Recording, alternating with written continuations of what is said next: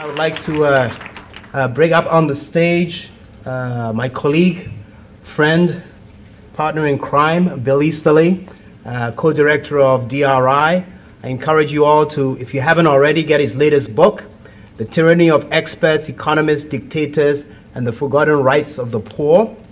Excellent book. Please read it. He'll be presenting with Laura, there she is, who is Managing Director and Research Scholar at NYU's own DRI, and also Deputy Managing Director of the Financial Access Initiative at NYU, Wagner School. Her work at DRI has included co-writing the Aid Watch blog, the provost mentioned it earlier on, and the work you're about to hear right now. So big round of applause for Bill and Laura. I think you're presenting together, so.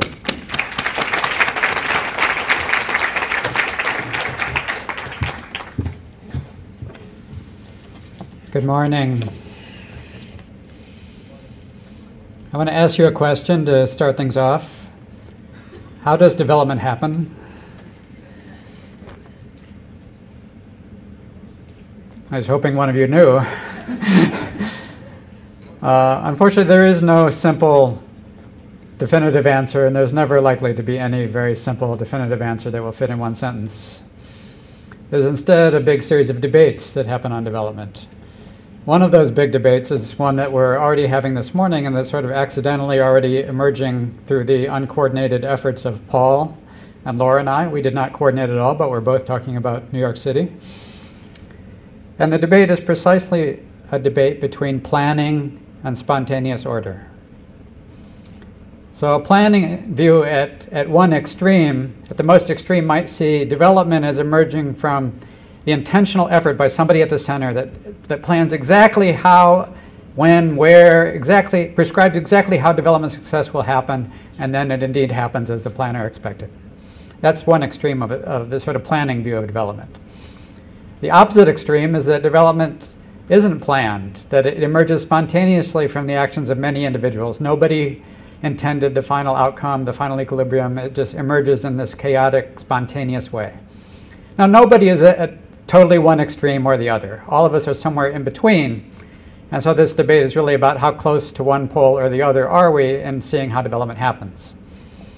Now, what we do in this paper is challenging a little bit the bias of the usual kind of analysis that happens in development, which is the analysis of nation states. Now, I have to say I'm part of that bias as much as anyone else. I've spent my whole career working on statistics using data from nation states. That's where the data is. That's where we do our research. And yet there's a way in which that research is profoundly misleading. Because at the level of the nation state, we seem to see these smooth upward trends of a successful developing nation state like the US. We see these smooth trends like Paul talked about, moving from agriculture to industry to services. We see smooth trends like urbanization.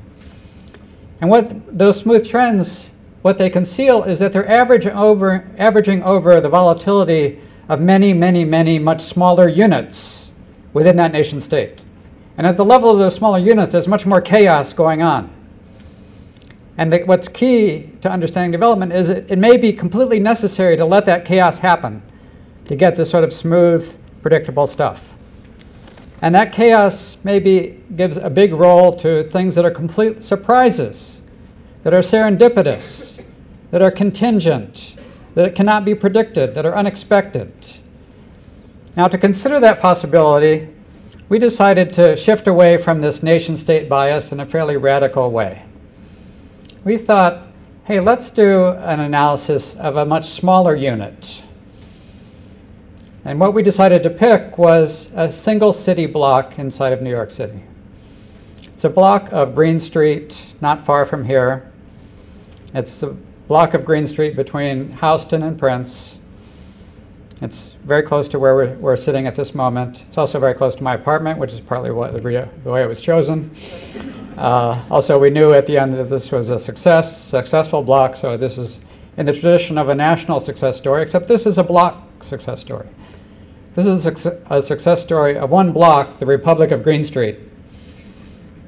But unlike other republics, there's nobody in charge. There's no president, there's no planner, there's no minister of finance, nobody's in charge. And what's going to happen on this block? That's what we're going to consider in this paper. In particular, we're going to discuss how success is surprising and unpredictable because it involves so many dimensions, which are listed here on this slide. So one way to think about this block is sort of like the conventional way that we think about a nation. So we have think of the comparative advantage of this block. So the comparative advantage is what the block will produce. But of course, it also depends on, the comparative advantage also depends on the factors that flow to the block, the capital and labor, and very many different kinds of labor and financial capital and so on that can flow to the block. So that determines the who. And there will be shocks that will happen that we're going to describe in this presentation that are unpredicted and idiosyncratic. That may be the interaction of something very local with something very far away that is shifting this comparative advantage of this block. And so in the end, all of everything that we list on this slide is going to be surprisingly changeable and surprisingly unpredictable. And so what we're going to do in this talk today is we're only fixing one of these attributes, the where. The where is going to be the 486 feet of Greene Street. But all the other things we're going to collect data on, and we're going to collect data over a very long period of time, so we have a large enough sample to say something interesting. So actually over 4 centuries, mainly the last 2 centuries that we'll see, but over 4 centuries we're going to monitor who was on this block, what they were doing, when they were doing it, and why they were doing it. And we're dividing the presentation that I'm mainly talking about just giving you the descriptive sequence of events of the who, what, when, and where, and Laura has the much harder job of telling you why. And so what we're going to illustrate with this story, what we sort of wound up with after we did the details of this story is that indeed development should not try to prescribe. There is no role for a prescriptive planner who should try to say exactly who, what, when, and where something should happen. That it will always be contingent and surprising, and letting those beneficial surprises happen is part of the key to having a long, smooth trend of upward development of larger units. So let's let our story begin under New Amsterdam 4 centuries ago. This was this tiny, small village of huts. And our story is going to begin in 1644, which is when we have the first recorded activity of anyone besides indigenous populations on this block. The Dutch, in 1644, decided the land on our block was so worthless that they were going to give it to a much despised and group without any rights whatsoever. They gave it to their own slaves. The slavery already existed in New Amsterdam. They gave the land on this block to 4 different slaves to have their own farms. That was a view that seemed to represent the view that the Dutch had, that they didn't have all that great expectations for New York at that point, what was then New Amsterdam. And they showed that just a couple of years later when, after a rather inconclusive war with the British, the Dutch had the option of either keeping New Amsterdam or keeping another colony, which was Dutch Guyana, what is now called Suriname. So New Amsterdam, New York, Suriname, New York, Suriname. They chose Suriname. So they had some difficulty anticipating what was going to happen later in New York. That was sort of surprise number 1. And even the British would have had difficulty predicting what was going to happen even a century later in 1766. This is a map of New York as it existed at that time. Now the local resident of our block is a large farm owner named Nicholas Bayard. It's actually the 4th generation of the original Nicholas Bayard that first got a farm on this block when he stole the land from those slaves and amassed a large farm on this block. And so this block is just sort of very underutilized farmland. Broadway at that time ended around where City Park is today. Its northward expansion was blocked by these wetlands that are pointed out on the graph. And the Bayard Farm is, the headquarters of is located there, but the Bayard Farm went all the way up to the northern edge, was right on our block. So at that point, it's hard to expect what would happen next. That in fact, New York would take off, because in 1766, the population was only about 18,000, but in fact, New York would take off. And so I'm going to jump right to the next phase without all the stuff in between. And we're going to start talking about who is on our block as of 1834. Now, I want to make clear that this paper, it's very experimental. It's something very different from what people usually do in academic research. But we are trying to take it very seriously. This is not the equivalent of like an urban history tour in Soho where you're peddling third-hand information about, this block used, so-and-so used to live here, and, it's not like that. We're very serious about the database that we use for this block, and we're able to get surprisingly complete data on the who, what, when, where of this block from 1834 to the present, 2013. And I'm listing here all the data sources that we used to amass this surprisingly complete data. It's not perfect, but it's surprisingly complete that we do know the who, what, when, and where.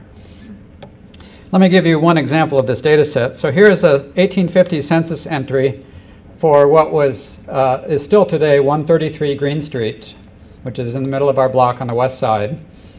And this census entry shows a family, is the Benjamin and Mary Sejas family, and their 6 children. They have a housekeeper, a live-in clerk, and 3 Irish maids. The relatively affluent family, Benjamin Sejas is listed as a cigar importer merchant who has real estate assets of $35,000, which would be the equivalent of several $1 million today. So this was quite a wealthy occupant of this block, and that's typical of what was going on in this block at this time. This is showing you the occupational shares of residents on the block from our database. And so there was a bunch of sort of what we call miscellaneous craftsmen in the yellow. Is that yellow? Oh, I think so. There are a bunch of merchants like Benjamin Sejas in the green. And then there's this blue group of educated professionals, which are people like clergymen, lawyers, teachers, etc., doctors. So at this point, this is a fairly affluent residential neighborhood with really nice townhouses. One of them is still standing on the block. You'll see it later in Laura's presentation. And so, this group probably would not have expected what happened next. They probably did not say in 1850, when I just showed you the affluent Benjamin Sejas family, hey, you know what? I bet you we're about to be replaced by prostitutes. That's exactly what happened. The next occupational group was a big inflow of prostitutes onto the block. Laura's going to try to explain why later. I'm glad I don't have that job. I think the more politically correct term is sex workers. But the point is, what would happen with this influx is that our block, Greene Street, here you can see a better idea of where it is. This block of Greene Street, where the arrow is, became the New York City's largest single red light district. It's the largest concentration of brothels, whorehouses, whatever you want to call them, anywhere in the city. So this is another big surprise, that you have an affluent residential neighborhood, did not expect to be replaced by brothels. And then so at that point, what has happened is let me go down to this graph. So here's a different way of splitting our data. The yellow part here, is that yellow or orange? I can't see the colors very accurately on the graph. The big fat yellow or orange part is the residences on the block. And they start to leave. The peak was in 1850. And when the prostitutes came in, which are in the pink, this is share of addresses on the block. So it's a little bit understating the sheer number of sex workers on the block. So it's, the residences start to flee when the sex workers come in. The clergymen, the lawyers, the doctors did not want to live on the same block as prostitutes. Maybe the lawyers did.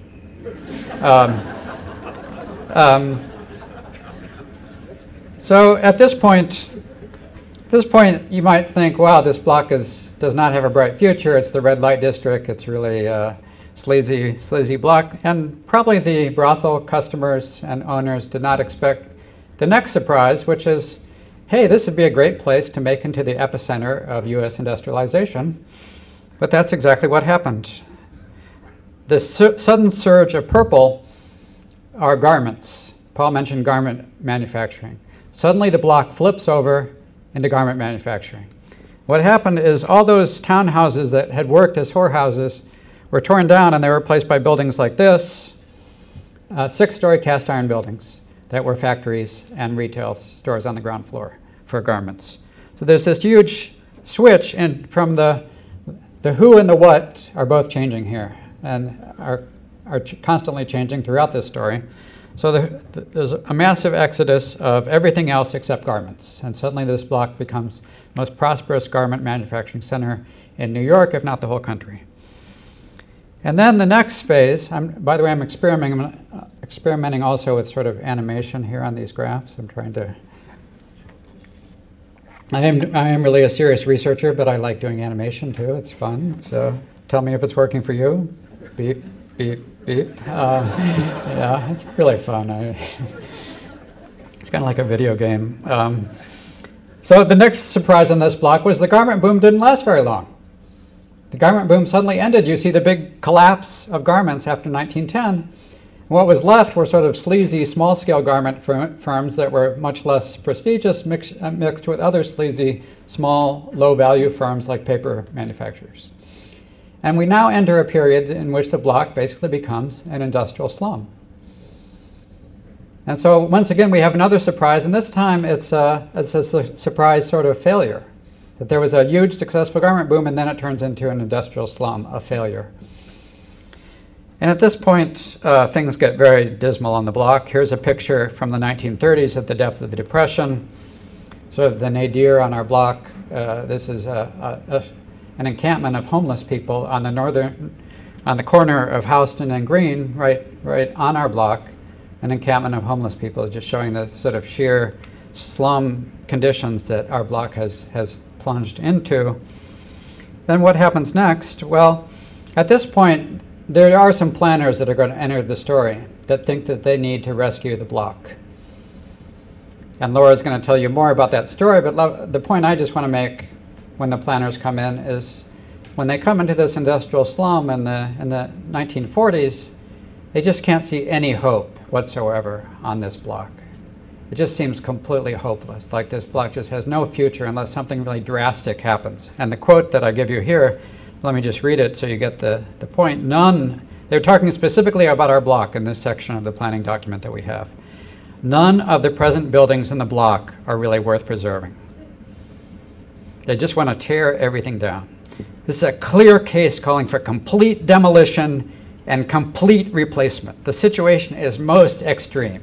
They just see disaster, failure, no hope whatsoever. Now, Laura will tell you that despite all of that, the planners actually lost the battle and did not succeed in demolition and destruction and complete replacement. Instead, what happened next was also a surprise. So in the middle of this industrial slum that the planners have given up on, there was probably no one saying, hey, this would be a great place to be the epicenter of New York City's world art scene. But that's exactly what happened next, is suddenly coming into the block. We're coming into the block, ready for the surprise. The surprise turquoise are artists and art galleries that suddenly take over the block. And it's going to be they that set the stage for the surprise revival of this block. That the artists and art galleries, for reasons Laura will talk about, decide this block is the great place to be. They take it over.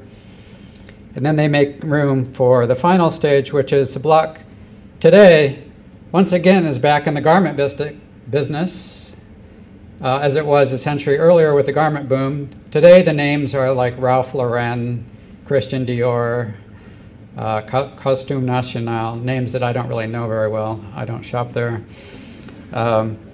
And the other thing going on, this graph is actually showing you the non-residential shares of what is going on our block, which is what's going on the ground floor on our block.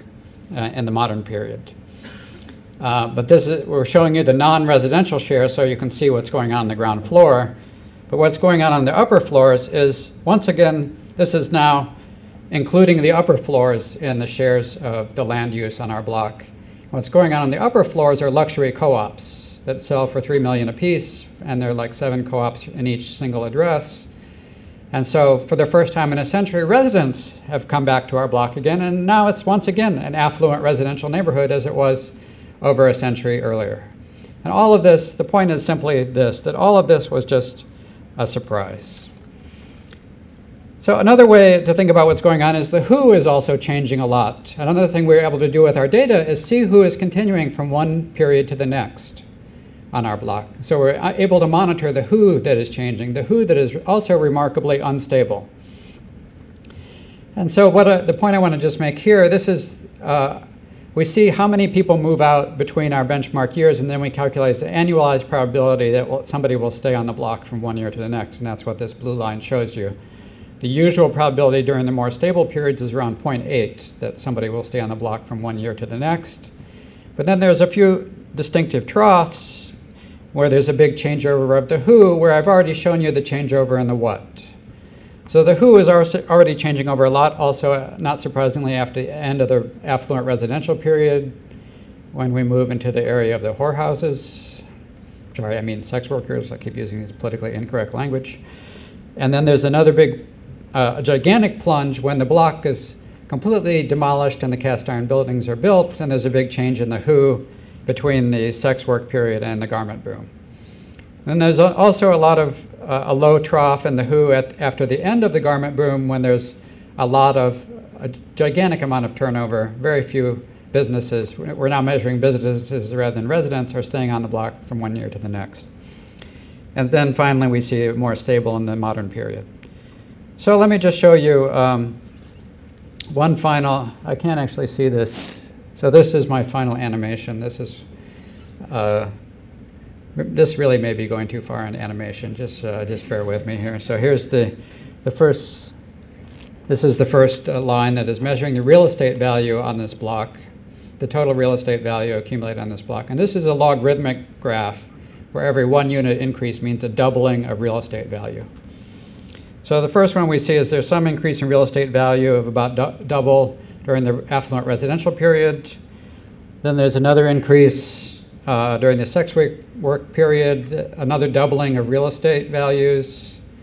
Not sure if we want to recommend that as a general policy prescription, sex work to double real estate values, but prostitution was very profitable. Then there's another doubling with the garment boom, and it stays high for a while. And then real estate values plunge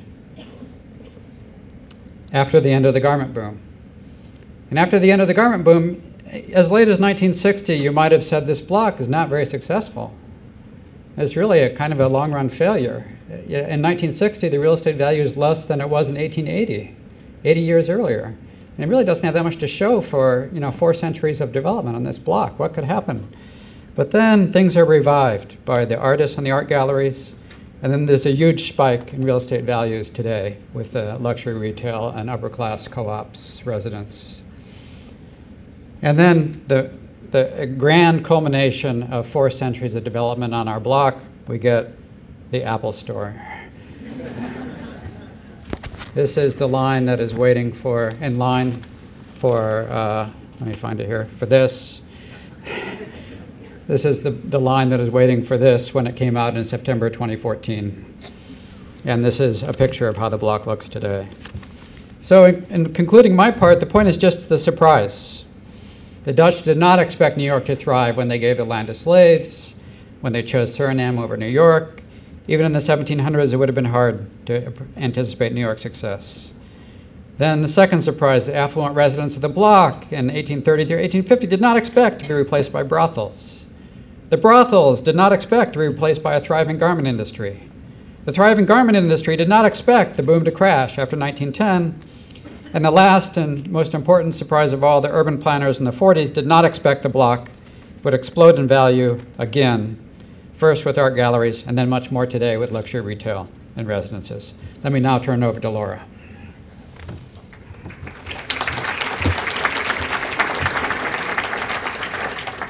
Okay, good morning, everyone. So Bill has shown you a history filled with unexpected success and creative destruction. Now, I'm going to look more closely at a couple of key turning points in Greene Street history. Despite what Bill may have promised you about my talk, I'm going to caveat a little here and say that there are limits to how much we can explain these unexpected and serendipitous surprises, even in hindsight. But this section of the talk will suggest some plausible partial stories behind each change. So here's a roadmap showing where we're going. We'll talk about prostitution, the garment boom, the garment bust, the art boom with a short foray into Soho today. In each case, we'll examine the interaction of the capital stock from the previous period with a set of new shocks, which can be local and specific to the block, or more macro affecting the neighborhood, the city, and beyond. So Bill has already told you what happened. By 1870, the Greene Street block contained 14 brothels, the highest concentration of any block in the city. What you see on the slide there is the sort of zaggets of the 1870s of the brothel business called a gentleman's companion. It describes our street as saying this thoroughfare has become a complete sink of iniquity. And you may be wondering how we know, other than this guide, that these brothels existed on our block. And here is a page from the 1880 census just showing what we're seeing here in the records. So a pattern emerges. This is one building on the block, and you'll see at the top there's usually a woman, often unmarried, who's in her 30s or 40s, and she's the owner of the brothel. There it says her profession. I think it says keeps house. And then underneath there are about 9 or 10 entries of women in their 20s, all with different last names. Usually there's no profession for them listed. Here it says boarder. And then you'll see a couple names, some men, some women that are servants and bartenders. So why did this happen on the Greene Street block? I will touch on 3 factors that explain the success of this particular business on the block, moving from the block specific to the more general. So first, looking at the capital stock left over from the previous period, we have 2 to 3 story brick houses in an increasingly shabby neighborhood, and they served our new purpose well since they were already outfitted with many bedrooms. Prostitution was, as Bill mentioned, immensely profitable, so landlords converted their properties from residential to this commercial use and were able to raise rents. In fact, a number of New York property magnates built up a small empire of brothels and sublet them to madams. Now, second, zooming out a few blocks to the surrounding neighborhood, from the 1850s onward, we see a new district of hotels and nightlife emerging on Broadway, which is just 2 blocks to the east. Within a few blocks of the Greene Street block were 6 large hotels and 7 prominent nightlife venues.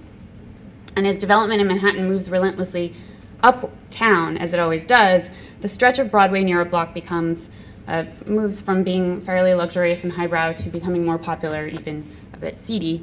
Niblo's Garden, pictured on the right there, advertised titillating shows featuring semi-nude women. Prostitutes would meet customers staying in hotels or out for an evening's entertainment and bring them back to brothels on Greene Street 2 blocks away.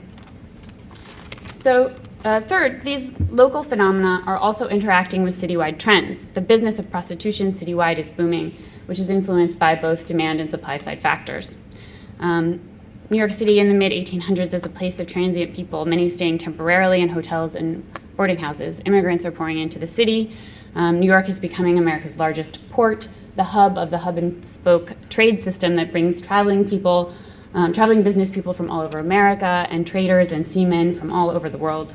A writer in 1861 described New York as a population of strangers in a strange land. On the supply side, economic hardship is motivating many women to enter sex work. Evidence from a survey we have of 2,000 prostitutes in 1858 suggests that wages for sex work were at least 10 times higher than what women could earn as domestic servants or in factories. The next period that I want to talk about is the garment boom. What happened? In 1880, we have a block covered with brothels. By the end of the decade, all of the buildings except for 2 have been torn down and replaced with these new cast iron buildings that you see pictured. And for a brief time, these buildings are the epicenter of the New York garment industry. A real estate publication in 1890 declared, "Mercer, Greene, and Wooster have become business streets in sympathy with a movement on Broadway, and they have been lined with some very respectable wholesale warehouses. A man can walk through those streets now without hearing himself too frequently accosted through closed window shutters." The same writer opined, "It is doubtful whether the reconstruction of a long-improved district by individual enterprise ever went so far in so short a time." So why did this change happen on Greene Street? First, by this point, finally in the 1880s, New York has a foundation of good infrastructure. It finally has in place systems to provide residents and businesses with reliable water, sewage, electricity, gas, and fire prevention. Second, our block is very well located. It is next to prime retail space on Broadway, where increasing demand for limited commercial space and consistently high rents is pushing many smaller firms and wholesalers into the side streets where Greene Street is. It's also very close to the docks of the Hudson River, which is the heart of the Atlantic and regional shipping trade. And close to the railway, in 1868, the Hudson River Railroad opened a large freight terminal at St. John's Park, which is half a mile from Greene Street. I think most importantly, our block you see there on the map is nestled in between neighborhoods with new immigrant populations. From 1880 to 1910, there is a huge spike in Russians and Italians immigrating to New York City, and they are settling in the Lower East Side. And in today's Little Italy and also in the South Village, there were actually 4 different Little Italies in New York at that time. So one of them is there in the South Village, just 2 blocks to the west of our block. And this is important for our story because many Russian and Eastern European Jews and Italians have experience in the needle trades, and they will go on to make up 90% of the garment industry labor force. So these more local factors are now combining in unexpected ways with a series of technological developments also starting in the 1850s. The first fast and commercially viable sewing machine is invented in New England. Elisha Otis invents the safety elevator in New Jersey. And new cast iron building technology is first pioneered in England, but developed for whole facades of buildings in New York. Cast iron building fronts mimic masonry, but can be made faster and cheaper. If a wholesale fur dealer, for example, wanted a commercial palace like this one you see here, made out of stone, each of these individual repeating elements would have to be painstakingly hand-carved at great expense. But with the cast iron factories, such as the one advertised here, the Architectural Ironworks, which was located in New York, these elements are prefabricated and mass-produced using giant wooden molds, damp sand, and molten iron, and then they're assembled on site. So, as you've seen, real estate prices, which we are using as a proxy for the value being created on our block, triple from 1880 to 1890, and then increase further until 1910. Now, Bill hasn't given me a lot of opportunity to create suspense in my talk. You know what's going to happen next. It is the garment bust, and the same forces that fuel the garment boom bring about its decline on our block in particular. So what's happening here is that with each move uptown, I hope you can see this, the red line represents our block. And these are maps made with data from factory inspectors' reports from the years 1900, 1912, 1917, and 1922, respectively. Unfortunately, we don't have that underlying data. We would have redone the maps. But with each move uptown, you see them clustering right around our block in 1900, and then clearly moving up to 1922. You see the beginnings of where the remnants of the garment district is even today. So with each move, these garment firms were able to move into larger spaces in more modern buildings, and this made it easier for them to comply with fire and safety regulations. The buildings built on Greene Street that we just looked at in the 1870s and the 1880s were 5 to 6 stories, about 4,000 square feet per floor, whereas the most modern buildings being built in 1922 are 24 stories tall with 30,000 square feet per floor. So after the garment bust, Greene Street did still have garment businesses, and you see that on the graph. The purple declines, but still remains on the graph. But they are smaller, less prestigious firms on the margins of the fashion industry, and they're mixed in with a hodgepodge of other low-status firms, printing, manufacturing, construction, textile, and paper waste. The block entered sort of a dormant holding period.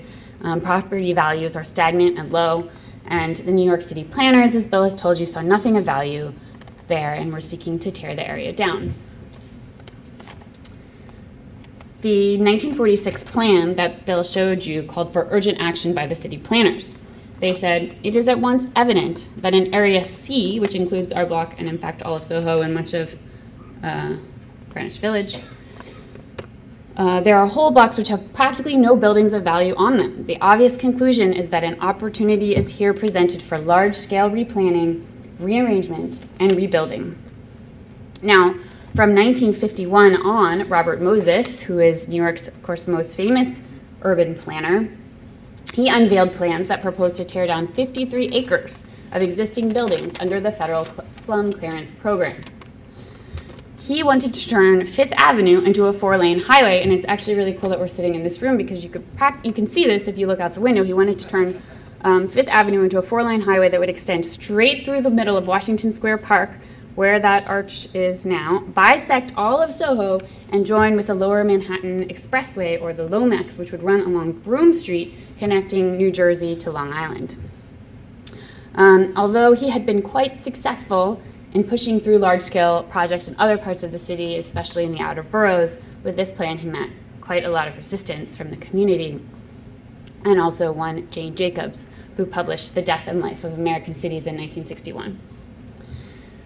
Robert Moses said in a speech in 1953, "I plead for the courageous, clean-cut, surgical removal of all our old slums. There can be no real neighborhood reconstruction without the unflinching surgery which cuts out the whole cancer and leaves no part of it which can grow again and spread and perpetuate old miseries."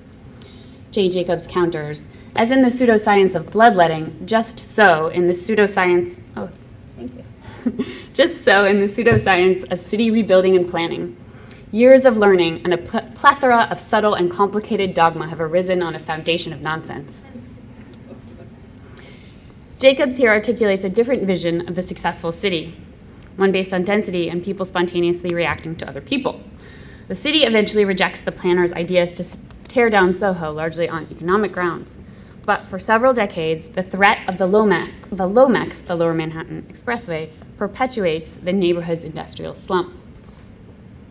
So this leads us now to the next turning point I will seek to explain: the boom of artists and galleries on Greene Street, which contradicted the planners' expectations that the area was doomed to be a slum.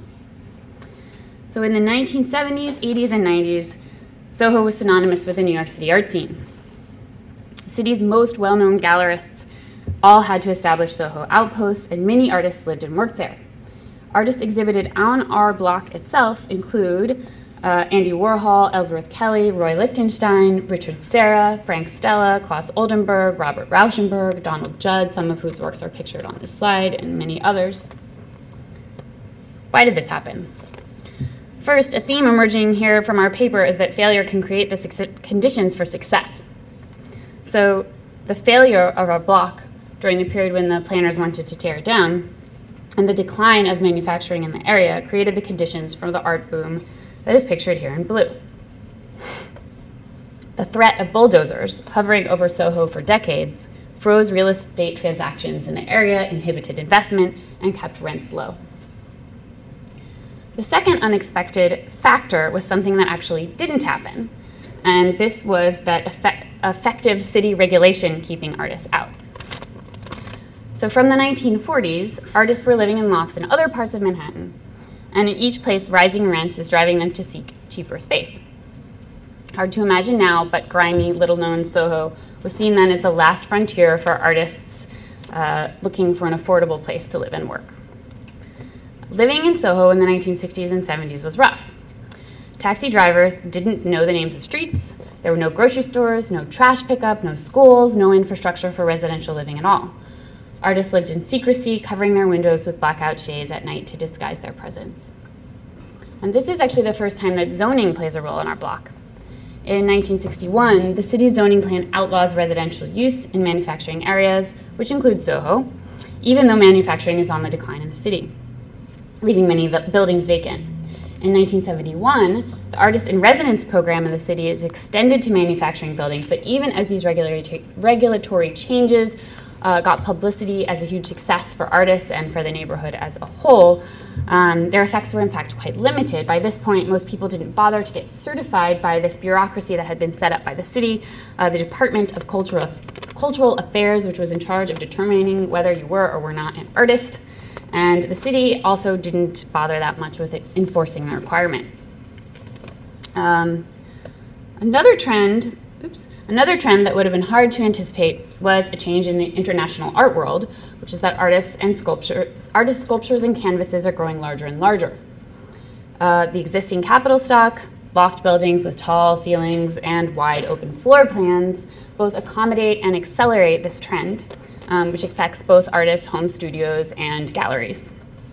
One Soho artist interviewed in a glossy New York magazine spread in 1974 says, "If you live and work in very small apartments, your ideas get very small." Roy Lichtenstein's ideas were obviously very big. Here he is painting a mural that's 18 by 96 feet, custom for a gallery on Greene Street at 142 called Leo Castelli. This is another picture of that same gallery, and you can see how this space, much more than some stuffy townhouse on the Upper East Side, has space for exhibiting large canvases like those by Frank Stella, which I think is in that picture, and sculptures by Richard Serra. This one, all the way on the right, is made of steel and weighs 5 tons. So moving on to our last chapter, if you've been to Soho lately, you've noticed that although the neighborhood may still have an artistic reputation, art is no longer the main attraction.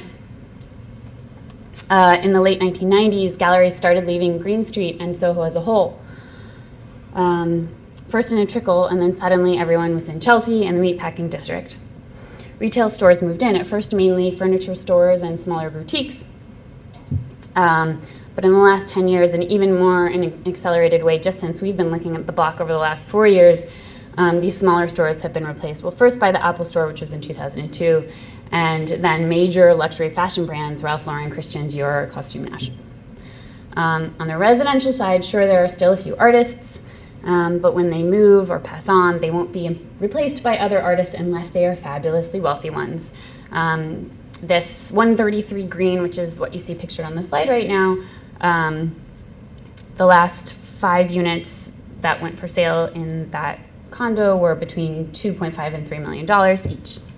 So what is driving these big changes happening on the block? Starting again with block-specific factors and zooming out to the city level, again, we see that the existing capital stock plays a huge role. These buildings have acquired serious cultural and artistic capital that appears to be durable even when there are few artists and no galleries left on the block or barely in the area at all. Rents are of course creeping up in the 1990s and skyrocketing in the 2000s. One broker described our stretch of Greene Street as the Little Madison Avenue of Soho, and rents for ground floor retail can be over $100,000 a month. We can also look to various citywide trends, although we don't have time to go into detail here, over the last 30 years that are affecting our block. For example, the widely known fall in crime. Murder rates are dropped precipitously in 1991 in New York City as a whole and in our area as well. So I'll end here with 2 slides that show the very dramatic change on our block. You see what Bill has shown during the Depression era, this packing box city in 1933. The exact same spot is now this shiny Aroma coffee shop. And just another shot of the block showing a garbage truck in the 1940s and a bustling retail area in 2013. So the question that policy-oriented people may be preparing to ask is, how do we engineer then getting from then to now? And our research does, to some extent, speak to the question of how much and what kind of urban planning is ideal, although we don't venture into specific policy prescriptions, leaving that to other experts who are here today or urban economists. But our research shows a pattern of recurrent surprises. Anyone attempting prescriptive planning will struggle to anticipate these swings between success and failure. And it is easy for regulations to stifle creative destruction. If the prescriptive planners who had sought to cure the block's perceived failure in the 40s through the 60s had succeeded, they would have likely prevented success on the block from the 70s to the present. Of course, we acknowledge that there are more flexible types of public planning that did take place and that contributed to the long-run success of the block, laying out the original street grid, as Paul Romer has just discussed, providing water, sanitation, fire services, and many other public services. However, the thrust of the paper, as I hope we've made clear by this point, is to show the volatility and spontaneous change happening at this level, at this very small unit of the city block. Development is not about trying to prescribe when, where, and what will succeed. It is not about trying to reverse specific failures whenever they happen, but instead about letting resources flow to whatever surprising success happens. We have a website where we will upload the working paper and data sets and maps and pictures, and it's still under construction, but it's live and you can visit it if you want to hear updates on our research. So thank you. I think we have some time for questions.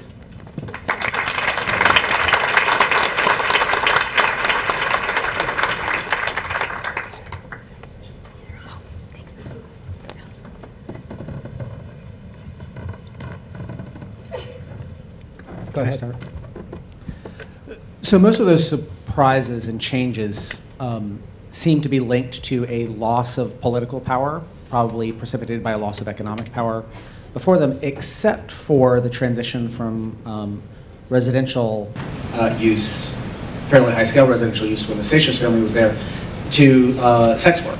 And so I'm just interested if there is only a little more detail on what happened in that transition. That your expectation would be people of that political power, being well-to-do, would have been able to get the city to intervene and roust out the madams.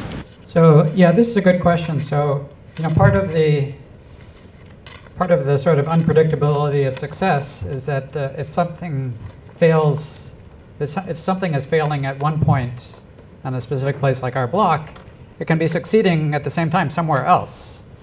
And so I think what made the affluent residents more tolerant of the invasion of the brothels is that they had the option of moving to another affluent residential neighborhood that was farther uptown. And so it's that part of the freedom. It's like we're not thinking of our block as an isolated thing. We're thinking of it connected as part of a lot of other blocks that have the equal amount of spontaneity and other successes going on to which the people on our block can move if they need to. Yeah, and this change is already underway at the time that the brothels are appearing on our block, which is that Manhattan moves uptown. Everyone, the prestigious areas are constantly moving uptown, so these people are already moving north at the time. Yeah. Hi. It seems like a lot of what you had to say today was that what happened on this block was a surprise, that wasn't expected, and that if the planners who had wanted to tear down the buildings in the 1960s had succeeded, a lot of the progress wouldn't have happened. Kind of makes somebody who's going into urban planning like me feel kind of useless. But I was wondering, at some point when the brothels... Didn't mean to make you useless. Huh? Did not mean to make you useless. At some point when the brothels, though, were torn down and they were converted to these industrial buildings, who made that decision? And what was it that contributed to that? Well, that's, again, it's like we're showing you not only the surprise, but we're showing you that it's only individuals who are making the decisions on this block. That suddenly a group of entrepreneurs saw an opportunity on this block that here's some housing that is of such low value, we can just tear it down, we can erect cast iron buildings and take advantage of all the factors that Laura talked about to create a very successful garment manufacturer. So there's nobody in charge of this. Nobody decided this. It was the uncoordinated actions of a bunch of entrepreneurs, but who then started to respond to each other's actions. As Laura mentioned, there are agglomeration economies in the garment business. So as some garment firms start on our block, that attracts yet other garment firms. But it's still a spontaneous process with nobody in charge. Hello. Laura closed her part of the presentation by saying that development is about letting the resources flow so success can happen. I think it's pretty clear that you cannot be intentional about your conclusions or your objectives, but is there any policy that can be implemented to make sure that these resources are flowing so success can happen spontaneously? What can we do in terms of creating an environment so that can happen, even though you're not sure about the outcomes? Well, to look at what happened in the garment boom, for example, you have at the neighborhood level the ultimate example of open borders. So you have these populations that are able to do this garment work and are qualified to do it and are there in that place. So these populations are coming together also with the fact that the use, whatever use is the highest and best for those buildings is also allowed. So I think the idea that happened there is that people were allowed to move freely, buildings were allowed to be used for the uses that the owners of those buildings thought was best, and that's what happened. So I mean, we don't then make such direct policy prescriptions for other eras, but just observe what happened there and try to learn from it. Yeah, I mean, it's definitely about, at the least you have free migration of labor all over New York. And so you could think of sort of free worldwide migration could be, or at least a movement in that direction could be positive. Also, the question is, do the people who are on the block at any one moment have the power to block change? That's the other way in which this mobility and this process could be stopped. And the mobility of factors to move onto the block could be stopped by the existing holders who occupy the block by calling in like really aggressive zoning regulations to preserve the block exactly as it is would have halted change at any of the multiple transition points on our block. Hi. I was wondering if how you chose the size of the neighborhood for your analysis, and if you had looked at a larger unit, if there was more predictability or not. I really don't think it would have been possible to compile all of the data that we compiled on a larger unit than the block. I mean, just from Prince to Houston, both sides of the street. I think we couldn't have gone into such detail.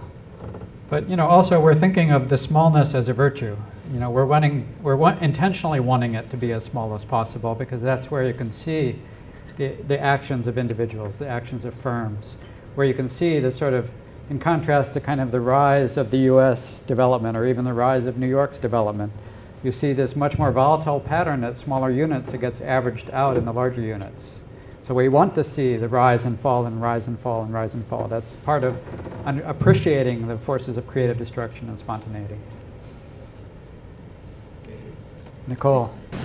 So my question is a little bit of a corollary of what you guys are talking about. I think your story is capturing what's going on in a lot of parts of New York City where, we're seeing this tremendous increase in property values, and it's getting harder and harder for anyone but fairly upper income people to live, right? And so I think one debate that's going on right now is, should the government be playing a role in protecting kind of economic diversity within the city through whatever, public housing or rent control? And I was wondering what your thoughts were on those issues and how that might inhibit some of this spontaneous change that you're talking about. So, I mean, another way in which I think the small unit of the block is helpful is that you could think of allowing change to happen on our block in the way that it did without the kind of protections you're talking about. And yet you could still protect individuals as individuals. They may, you let the process happen by which they may be forced by economic force, not really forced, but they have to make a choice at some point that the block is no longer a good environment for them and there's a better environment somewhere else. And you sort of want to let that process happen both for them and for the block itself to keep changing to whatever its highest value use is. But then you could still protect individuals in general with some kind of subsistence floor or social insurance protection from being destroyed by some process of change. But you don't have to freeze the process of change on the block to do that. And so that's what makes the spontaneous creative destruction, which does hurt individuals. There are individuals who lose out. But you can protect them as individuals without stopping the process of creative destruction. The other thing I would say about that is I'm certainly sympathetic to the idea behind what you suggest there, but in many cases regulation, as we saw it on the block, is not actually a force in that direction. So the regulation that is saying the hierarchical zoning that came into effect in 1961 that said that you can't have residential uses in manufacturing districts is actually just exacerbating housing shortage, driving up costs of housing for people. So I think, the danger is that the regulation will exacerbate the problem instead of solving it. Okay, last question. Yeah, I'm still interested in the slaves. Okay. Who protected them? Is there reparation for them? And where did they go when the Russians and the Italians invaded the community? Weren't they there before? And were they part of this brothel, or was their stuff free? This is a very good question because, I mean, one of the contrasts in the history of our block is over time there are there's sort of a growing expansion of the circle of individual rights to reach previously enslaved or discriminated against groups. And so later in the block's history, there's more freedom for individuals to choose where to live and to do what they want and to be allowed to sell their land voluntarily, depending on what they choose. But in the era of the slaves, obviously that freedom of choice did not exist. And we did see, we don't tell this story here, but we tell it in the paper, the British, when they came in, enacted lots of really discriminatory, confiscatory legislation, which essentially allowed them to drive out the slaves from this, what then became more valuable land on our block. And so their land was seized effectively seized without compensation. They were driven out and relocated to the suburbs, and at that time to New Jersey or Long Island. And obviously that was wrong and unjust, and even a worse outcome than what would have happened with freedom of choice. And then as time passes, there's more and more freedom of choice that makes the spontaneous process more and more possible. So I think we've reached the end. Thank you. You've been a great audience.